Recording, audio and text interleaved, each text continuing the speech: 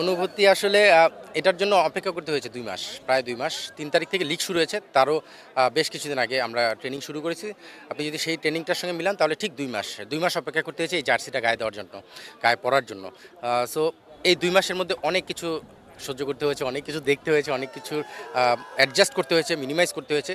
So নিশ্চিতভাবেই যেকোনো মানুষই একটা লক্ষ্য নিয়ে কিন্তু যাত্রা শুরু করে।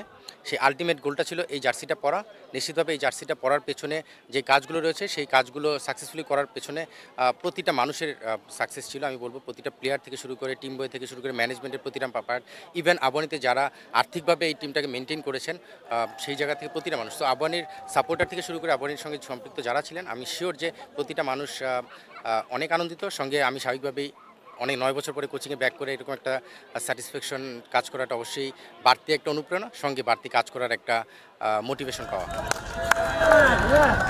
কোচিংয়ের একটা বিষয় হচ্ছে আপনি যখন ঢাকা লিগ চলবে বা যে কোনো একটা টুর্নামেন্ট বা লিগ চলবে তখন তাদেরকে কোচিংয়ে খুব বেশি টেকনিক্যাল জায়গায় কাজ করার সুযোগ নেই। তখন তাদের মেন্টাল এবং মোটিভেশনাল জায়গায় কাজ করতে হয় বেশি। আপনি একটা জিনিস লক্ষ্য করে দেখবেন এই দলটায় আমার সঙ্গে 19 স্টেজ পার করা বেশ কিছু প্লেয়ার ছিল। আমি তাদের সাইকোলজি জানি, কাকে কীভাবে মোটিভেট করতে হবে, কাকে কখন বকা দিতে হবে, কাকে গায়ে হাত দিতে হবে, ঘাড়ে হাত দিয়ে বোঝাতে হবে। সো সেই কাজটা আমার জন্য সহজ হয়েছে। সঙ্গে আমাদের সিনিয়র প্লেয়াররা যারা ছিল, শান্ত মমিনুল এখন টেস্ট খেলছে, মোসাদ্দেক মিথুন, এই চারজন নিশ্চিতভাবেই তাদের সহযোগিতার তো অবশ্যই ছিল। সো আমি যাদেরকে বকা দিয়েছি, বকা দিয়ে তার কাছ থেকে কাজ আদায় করতে হতো, এটাই আমার কোচিং। ঠিক একইভাবে যার গায়ে হাত দিয়ে গলায় হাত দিয়ে আদায় করতে হবে সেটাও আমার কোচিং। সো কোচিংটা এক একজনের জন্য এক একভাবে করতে হয়, সেটা আমি করার চেষ্টা করেছি। আমার মনে হয় যে আবাহনীর ফ্যান যারা, শুধু আবাহনী না, আবাহনী মডার্ন এই দুইটা দলের ফ্যান কিন্তু বাংলাদেশে একদম বিস্তৃতভাবে রয়েছে।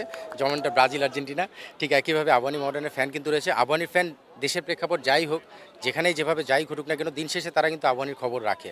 আর আবাহনীর খবর রাখে বলেই তারা আমাদের সোশ্যাল মিডিয়ার পেজটা ফলো করে আবাহনীর। এবং নিশ্চিতভাবেই তাদের এই ফলো করা, তাদের এই ইন্সপিরেশন আমাদের প্লেয়ারদের, আমাদের সবাইকে ইন্সপায়ার করে। কারণ আমরা জানি যে সোশ্যাল মিডিয়ার যুগে সোশ্যাল মিডিয়ার অ্যাক্টিভিটিসের মাধ্যমে কিন্তু অনেকেই মোটিভেটেড হয়, পজিটিভ মোটিভেশন হয়। নিশ্চিতভাবেই আমাদের ফেসবুক আবাহনীর যে পেজটা রয়েছে সেখানে যারা ফলো করছে তাদের দোয়া এবং সহযোগিতা, তাদের ইন্সপিরেশন আমাদের এই চ্যাম্পিয়নশিপের জন্য বড় ভূমিকা রেখেছে।